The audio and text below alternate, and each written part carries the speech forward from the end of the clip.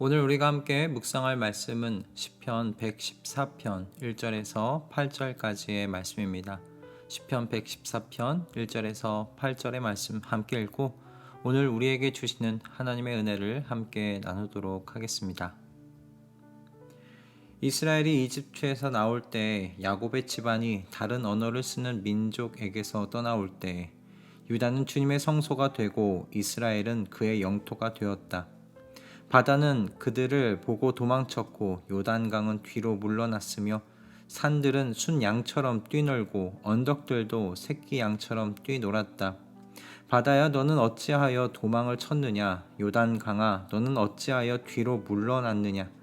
산들아 너희는 어찌하여 순 양처럼 뛰놀았느냐? 언덕들아 너희는 어찌하여 새끼 양처럼 뛰놀았느냐? 온 땅아 내 주님 앞에서 떨어라. 야곱의 하나님 앞에서 떨어라. 주님은 반석을 웅덩이가 되게 하시며 바위에서 샘이 솟게 하신다. 아멘. 시편 114편은 113편과 함께 6월절 만찬전에 낭송되던 시였습니다. 그렇기 때문에 시편 114편에서 이스라엘의 출애굽 사건 속에서 하나님의 임재와 권능에 대하여 오늘처럼 노래하고 있습니다.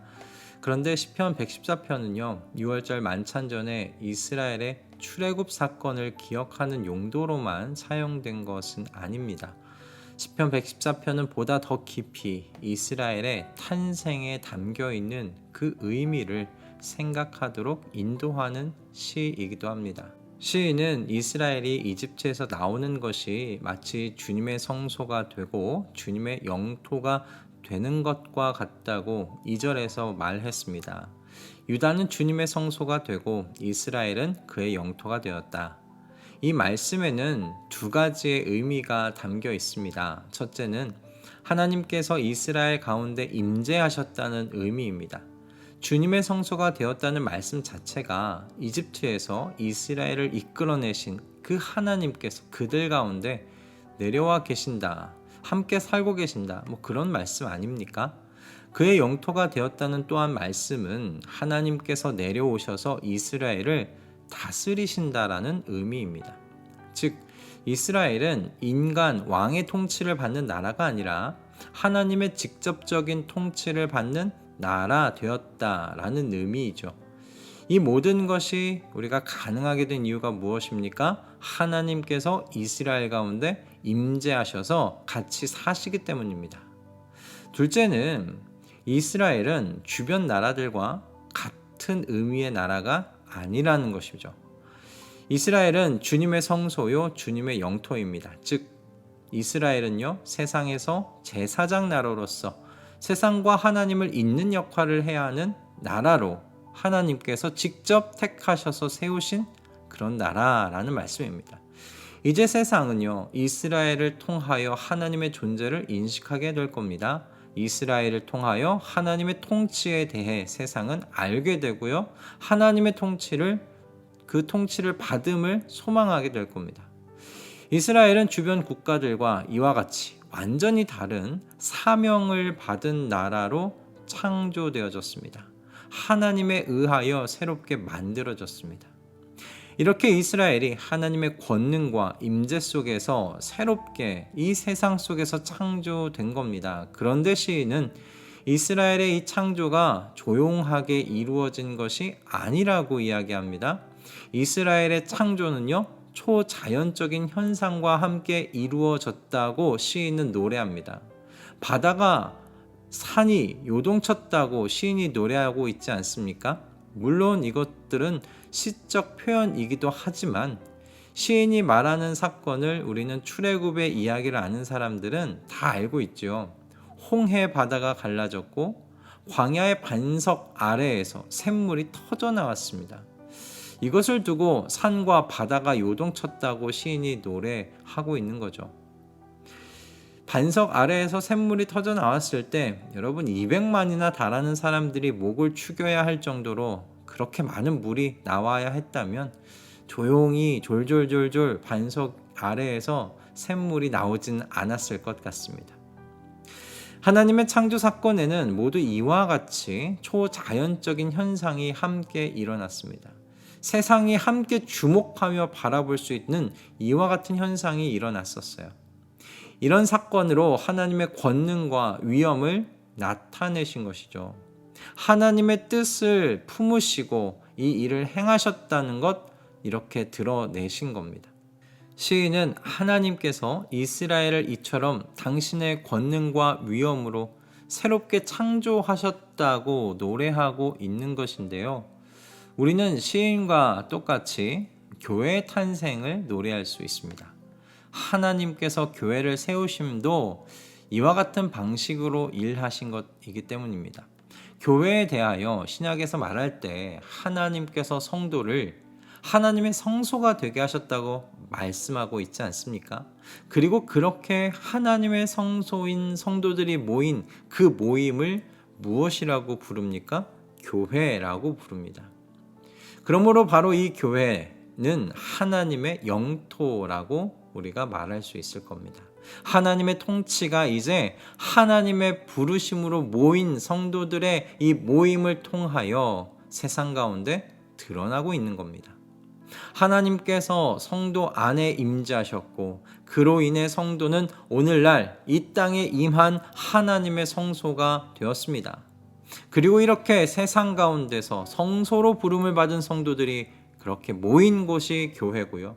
이 교회가 하나님의 통치를 보여주는 하나님의 영토라는 말씀입니다. 그런데 여러분, 이 교회가 어떻게 탄생되었습니까? 조용히 탄생되었습니까? 아니죠. 바로 하나님의 아들의 탄생과 죽으심과 부활을 통하여 교회가 세워졌습니다. 하나님께서 하나님과 동등됨을 요구하지 아니하시고 자신을 비워 종의 형체를 입으셨습니다. 그렇게 하나님이신 아들께서 이 땅 가운데 임하셨습니다. 그리고 이 땅에서 종들과 함께 사시며 종들의 손에 주인의 아들이, 하나님의 아들이 십자가에서 죽으셨습니다. 그리고 부활의 첫 열매가 되시죠. 이제 성도는 모두 예수 그리스도의 뒤를 따라서 이 부활의 첫 열매를 따라서 부활의 몸을 입게 될 겁니다. 이것이 얼마나 여러분 초자연적인 일입니까? 하나님께서요, 이 세상에 어디 변두리에서 조용히 이 일을 행하신 것이 아닙니다. 사람의 이성과 논리로는 설명이 불가한 초자연적인 일을 하나님께서 교회를 세우실 때 이 땅 가운데서 이루셨습니다. 이 일을 직접 하나님께서 행하심으로 이 땅 위에 교회를 세우셨습니다. 그렇다면 이제 앞으로는 하나님의 이 창조의 역사 없는 걸까요? 아니요, 그렇지 않지요. 하나님께서는 예수님을 통해 이 땅 가운데 새로운 하나님의 나라를 건설하실 것이라고 말씀하셨습니다. 그렇게 약속하셨습니다. 새하늘과 새 땅이라고 불리는 하나님의 나라를 세우시겠다고 약속하셨어요.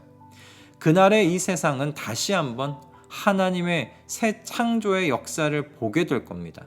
조용히 사람들의 눈에도 띄지 않게 이런 일이 일어나지 않을 겁니다. 하나님의 권능과 위엄으로 하나님의 계획을 실현하실 때 여러분, 우리도 시인처럼 표현하게 될 겁니다. 바다야, 너는 어찌하여 도망을 쳤느냐? 산들아, 너희는 어찌하여 순 양처럼 뛰놀았느냐?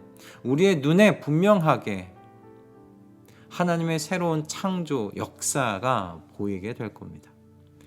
우리는 주님의 재림과 함께 찾아오는 이 하나님의 새 창조를 분명히 보게 될 겁니다. 어디서 보느냐의 차이만 있을 뿐 아니겠습니까?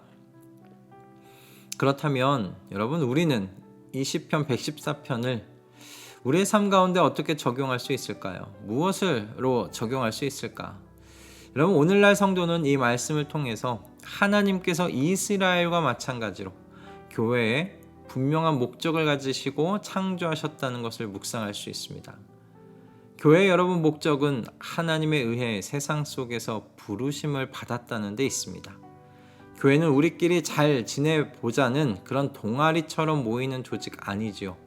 교회를 만드시기 위해 하나님께서 온 우주가 관심을 가지고 지켜볼 만한 큰 이적을 행하셨다는 것 여러분 기억하시기 바랍니다.